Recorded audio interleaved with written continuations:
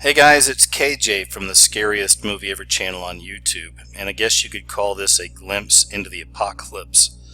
And the apocalypse, of course, means the revealing. It's how oftentimes here on the channel we'll say it's the veil is being lifted. Everything really is being revealed at this time. All darkness is being exposed. So I'm just going to jump right into this. Have you guys seen this right here? It's Katy Perry breaks down in a shockingly honest therapy session, and she opens up about past suicidal thoughts.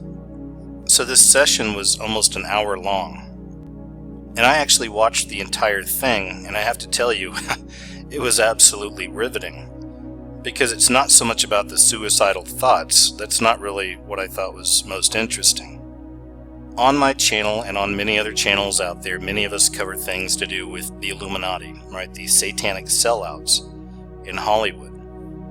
Now, most of these female Illuminati artists at the top of the game for the last several years, they play Super Bowls, they play award shows and all this other stuff, and they're literally doing rituals right before our eyes. Rituals that they were doing thousands of years ago. We're seeing it right here, right now. And 90% of the public have no clue what they're watching. So these women are being used in that respect. And there's a massive connection there to Mother Goddess worship and the Queen of Heaven. And all of this stuff is ancient.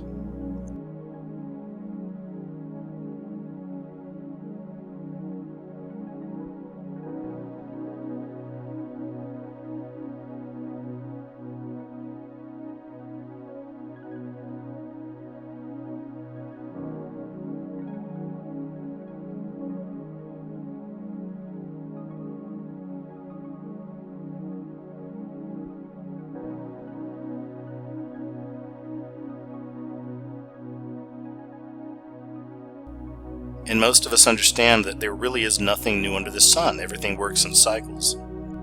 This interview really blew me away. To me, the guy that's running the interview is no doubt some form of a handler. So what really surprised me is how honest Katy Perry is being about alter personalities. And also about the connection with the Mother Goddess and how they tell these women that they're priestesses. This interview got incredibly deep.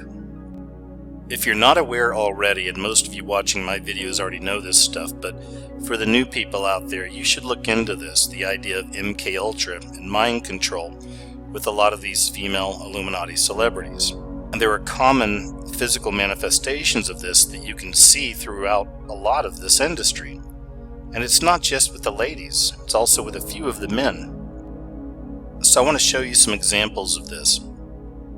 So psychologically, a lot of these people are broken, and then they create new identities, and they start to identify with the new identity. One of the physical manifestations of this oftentimes is the hair. They'll change the hair color. Even in this interview, she's talking about the symbolism of her hair being short and coloring it blonde. She's literally fighting her programming. She wants to identify with her true self. And to prove the point, I'm going to show you multiple examples of this, but her real name is Katherine Hudson. So meet Katherine Hudson. This is her right here. And this is Katy Perry. Now let me show you some other examples, because this isn't the first time they've done this. So bear with me just for a moment as I explain a few more things, and I'll show you the connection to Kanye West and many other celebrities as well. So this right here is a classic example, and this is one of the very first examples, I believe, of them actually using this kind of mind control conditioning. This is the same person. The lady to the left is Norma Jean before the programming, and to the right, after the hair being dyed blonde and all the glamour, right? Now this is Marilyn Monroe. Monarch programming is a mind control technique comprising elements of satanic ritual abuse and MPD, which is multiple personality disorder. It utilizes a combination of psychology, neuroscience, and occult rituals to create within the slave, because that's what these people unfortunately are. It creates within the slave an alter personality that can be triggered and programmed by these handlers. Monarch slaves are used by several organizations connected with the world elite in fields such as the military, sex slavery, and of course the entertainment industry. Throughout history, several accounts have been recorded describing rituals and practices resembling mind control. One of the earliest writings giving reference to the use of occultism to manipulate the mind can actually be found in the Egyptian Book of the Dead. It's a compilation of rituals heavily studied by today's secret societies, which describes methods of torture and intimidation to create trauma, the use of potions or drugs, and also the casting of spells, which back in the day meant hypnotism, ultimately resulting in the total enslavement of the initiate. Other events ascribed to black magic, sorcery, and even demonic possession. One of the very first methodical studies on trauma-based mind control was actually conducted by Joseph Mengele, who was a physician working in Nazi concentration camps.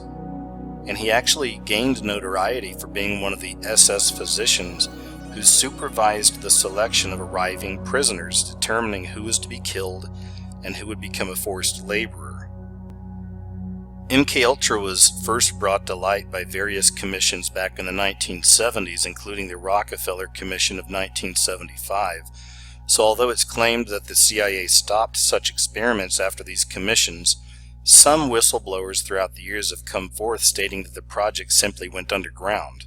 And although there's never really been any official admittance of the existence of Monarch programming, many prominent researchers have documented the systematic use of trauma on subjects for mind control purposes, and there have been a lot of survivors with the help of dedicated therapists who've been able to deprogram themselves, and then they go on record and they've been able to disclose the horrifying details of their ordeals. You should look into Fritz Springmeier as a good example of this. If you're not familiar with him, please check him out. And there's different levels of this programming. The one level is called beta, which is also referred to as sexual programming or sexual slaves. And this programming, it eliminates all the learned moral convictions and it stimulates the primitive instinct, which makes the subject or the slave devoid of inhibitions. So oftentimes you'll find these cat alters that will come out of this level, known as kitten programming. And it's the most visible kind of programming, as some female celebrities, models, actresses, and singers, of course, have been subjected to this kind of programming. So getting back on track with the blonde hair, right, and how this applies in some of this programming. We first saw this back during the 60s and 70s.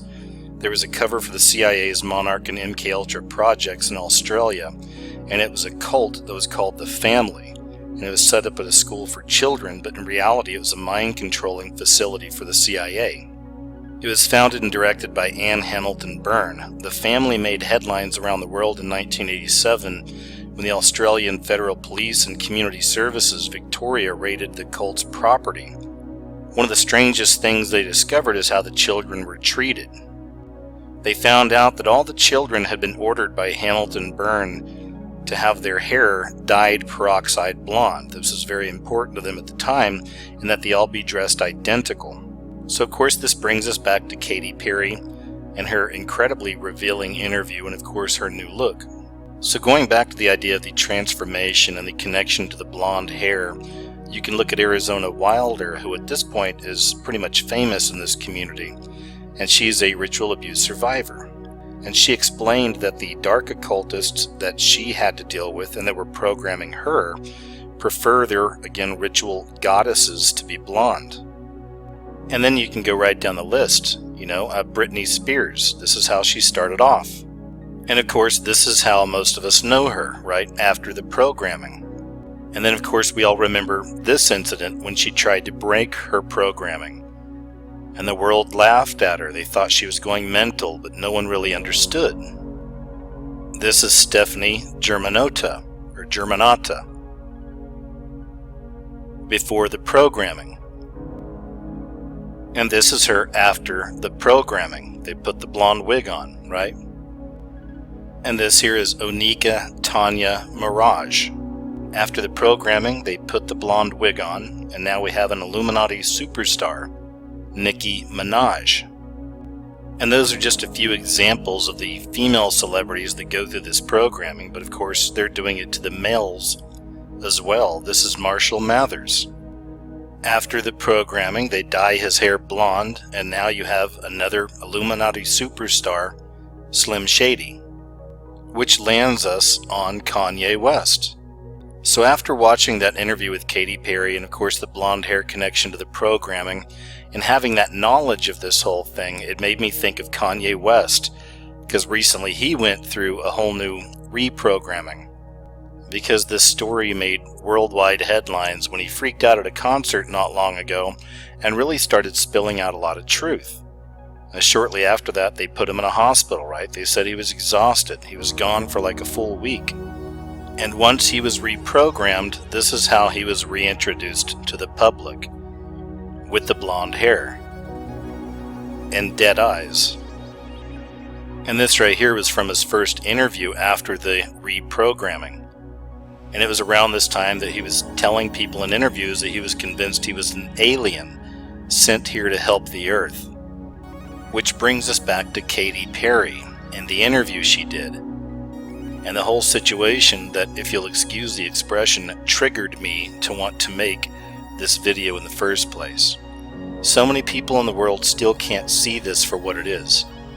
Even revealing the truth that a lot of these people are caught up in this satanic system, many of us, many of the people that are kind of in the know on all of this, many of you, sometimes have hatred towards these celebrities. We blame these celebrities. After watching her interview, it made it even more apparent to me, and I already knew this, but again, you've got to see the interview, just how much these people really are traumatized victims. We should pray for them. We should have empathy for these people. I know they made the choice in the first place, but that choice really is destroying them, and after a while, they all start breaking down. So I wanted to post the interview on my YouTube channel, but obviously you just can't do that kind of stuff nowadays. I mean, they'll copyright it really quick. Oftentimes they'll just block and remove. They've blocked and removed so many of my videos, or blocked them worldwide to where I had to remove them, that on my website, I have a new website, I actually have a banned videos list. However, I did go ahead and make a video of her interview, and I did an edit on it where I mainly put together all of the best parts in my opinion, where she was revealing the most. So I'm going to leave a link below. You can check out that video for yourself. And I hope you will. As I said, it is riveting. And they're getting deep into this stuff. And they're really telling a lot. Now again, most of Katy Perry's fans, they're young people, you know, and they're not going to get this or really see it for what it is. But most of you are totally going to get this. And it's absolutely amazing. And she does break down several times throughout the entire thing. And again, I was shocked at how much she's actually revealing. But that is life in the apocalypse. You know, everything really is being revealed more and more. So I'll leave you with that. You know, thanks as always for watching my video. I'll leave the link below to the interview. Please check it out for yourself. I think it's absolutely fascinating how much they're actually putting out there in the open. So take care of yourselves, guys, all right? And I'll talk to you real soon.